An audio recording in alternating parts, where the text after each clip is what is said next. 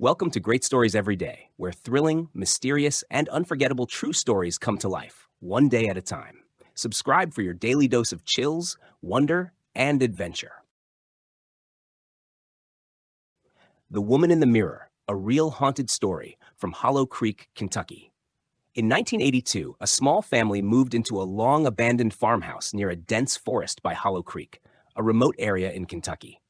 The family included Walter Grady, a Vietnam War veteran, his wife Elaine, a retired schoolteacher, and their twin grandchildren, Kyle and Katie, both 14 years old.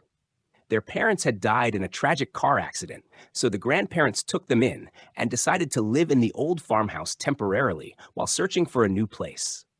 The house, made of weathered wood and sagging beams, stood alone in the woods like a forgotten relic. Locals called it the Mirror House because nearly every room had antique mirrors bolted tightly to the walls. None could be removed.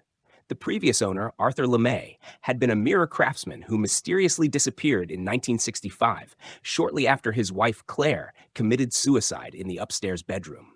Walter didn't believe in ghosts. He had faced death in war and didn't fear old stories. But from the very first night, strange things began to happen.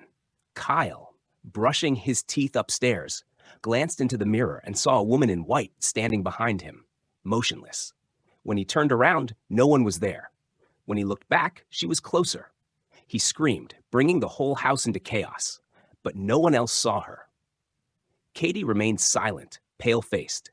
She had seen the woman too, in a different mirror downstairs, and the woman smiled at her. Night after night, the house grew stranger. Lights flickered every night at exactly 3 a.m.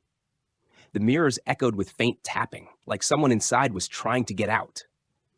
Elaine had recurring nightmares of a burned woman whispering, "Give me my mirrors back." Walter heard footsteps pacing the hallway at night, but found nothing upon checking. Then came the night of March 13th, 1982. Katie vanished.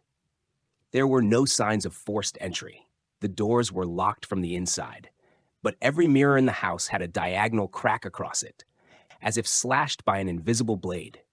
Kyle claimed Katie had stood in front of her bedroom mirror for a long time that evening. When he called her, she didn't respond.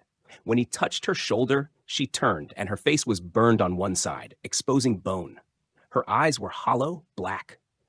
Kyle fainted. Police launched an investigation. They found no evidence that Katie had left the house. While searching, they uncovered a hidden room behind a false wall in the basement, filled with hundreds of antique mirrors, each covered in black cloth. In the room, they found Arthur LeMay's journal. It detailed bizarre experiments he'd conducted after Claire's death. He believed her soul was trapped in one of the mirrors and obsessed over releasing her.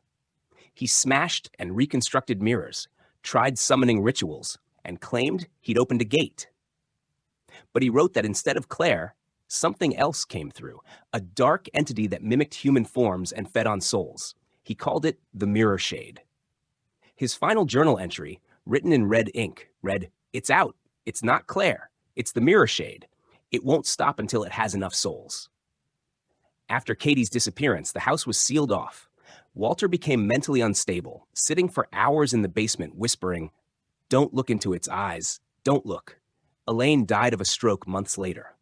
Kyle was placed with other relatives. As an adult, he never kept mirrors in his home and refused to look into them after dark. In a 1997 radio interview, Kyle, then 29, recounted what happened that year.